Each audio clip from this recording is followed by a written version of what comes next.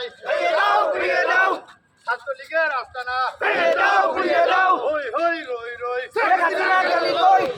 ভারতের জালাল জিন্দাবাদ জিন্দাবাদ হই হই রই রই হই হই রই রই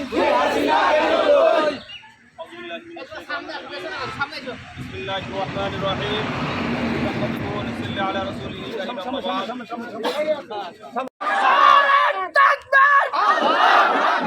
ইসলাম ছাড়া অন্য কিছু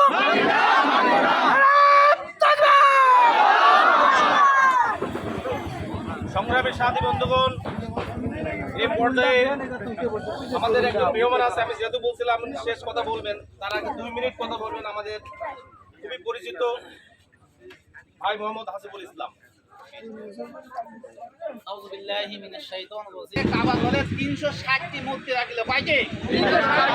বাংলাদেশে মূর্তি ছিল কি ছিল না? আছে এখন।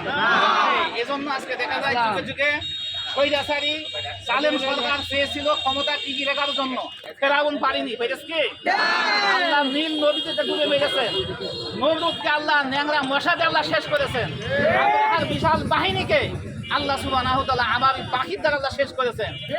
আর স্বৈরাচারী শেখ হাসিনা জালেম সরকারকে আমাদের ছাত্র সমাজের মাধ্যমে আল্লাহ শেষ করে দিয়েছেন।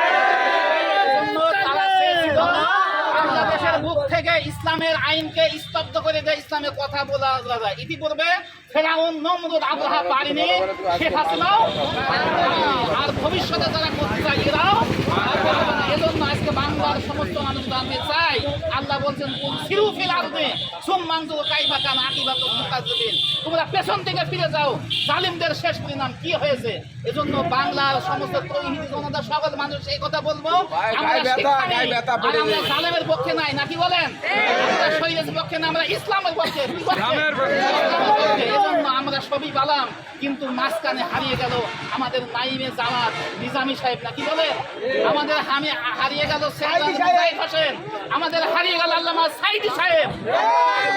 এজন্য আমরা মন থেকে দোয়া করি, ও আল্লাহ তোমরা তাদের আল্লাহ তুমি তাদেরকে সর্বোচ্চ জান্নাতুল মাকাম ফেরদাউস দান করুন, নাকি বলে? এই দেশের জন্য জান দিল, রক্ত দিল, আমরা এই স্বাধীনতা আমরা ধরে রাখবো। বাংলাদেশের সব মানুষকে আহ্বান করবো, তোমরা আসো, ইসলামের পক্ষে আসো, কোরআনের পক্ষে আসো, তোমাদের কাঁধে কাঁধ মিলিয়ে আমরা বাংলার সব মানুষ একসাথে জান্নাতে যেতে চাই। আল্লাহ আমাদের কবুল করুন।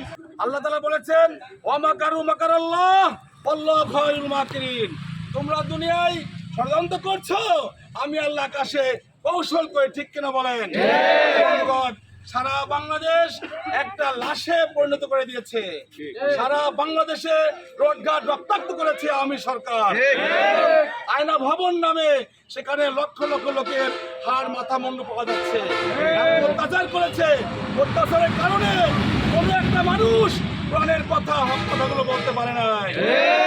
16 বছরের আওয়ামী দুঃশাসনের কারণে সারা বাংলাদেশের মানুষ অতিষ্ঠ হয়ে গেছে, জান মাল দ্রব্যমূল্য সমস্ত কিছুই লাগামের বাইরে, ঠিক কিনা বলে?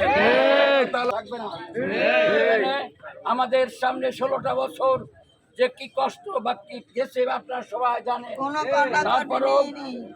তারপরও এবং যারা আমাদের উপরে জুলুম নির্যাতন করেছে আমাদের সাথে পাশে আছে।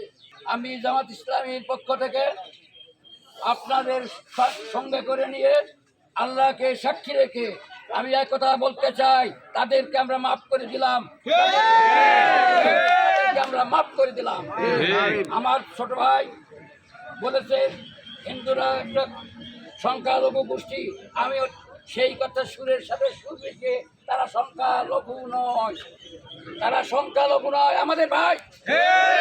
ভাই যখন সংখ্যালঘু হয় কি করে? আমার ভাই বলেছে তার মতন আমিও ভাইয়ের সাথে কথা মিলিয়ে আমি তাদেরকে আপন করে দিতে চাই।